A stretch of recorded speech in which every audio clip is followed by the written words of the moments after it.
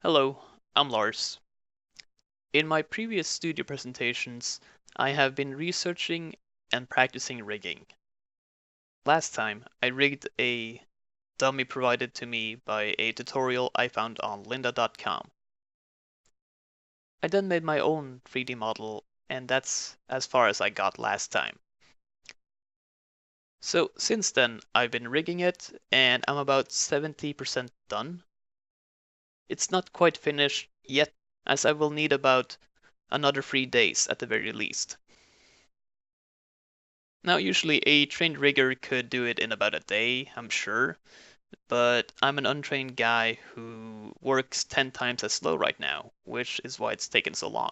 But I see it as an artistical process, much like drawing, where speed is a natural progression once the painter is more comfortable with the tools in theory.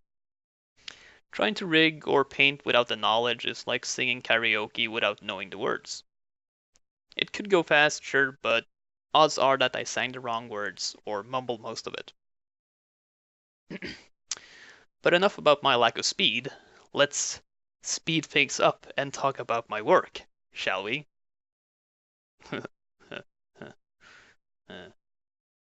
So, what is rigging?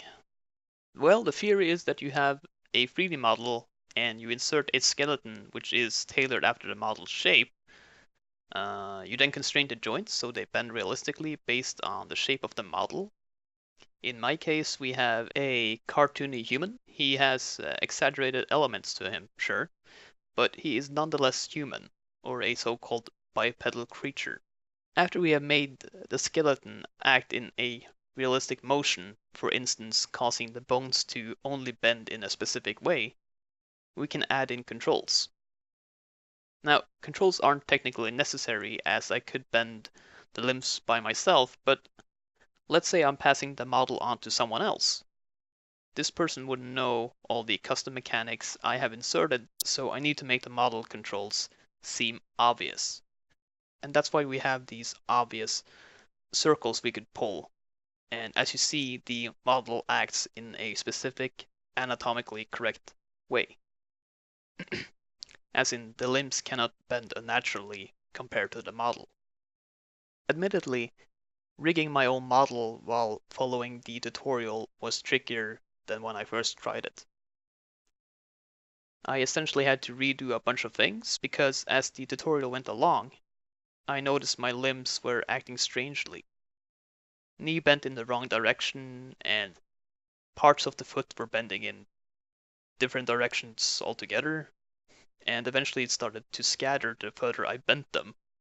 And meanwhile, the other leg did something similar, yet completely different. So I spent a lot of time having to pause and look up problems. The man hosting the tutorial sometimes would say, "Hey, I've gone ahead and done this and this in between sections while you couldn't watch." And then I thought, you cheeky, deceitful, evil man. Because then I had to investigate some of those elements on my own, which I sometimes did a good job on, while other times I found a quick replacement that wasn't as good, but good enough. I will have to look up those things later. But yeah, the project is coming along, and according to the tutorial, I only have hand controls, skinning, and head rigging left. And after this, I will have a good understanding on the topic, as opposed to having none when I started. Furthermore, as a side bonus, I've gotten more acquainted with 3ds Max many controls, which isn't a bad thing. For instance, if I wanted to go for speed, I could easily have saved myself a lot of trouble by using this feature, which essentially creates a decent bipedal skeleton. But I would still have to add controls, and I wouldn't know what to do if I had to create a quadpedal skeleton for like an animal or a dragon, if I had resorted to this option. But it definitely seems like a good idea if anyone or me needs a quick rig for humans. Anyway, thanks for listening and take care. Bye bye. Maybe Lars will have his recording equipment ready next time, so we can see some actual animation. Nah, shut your face.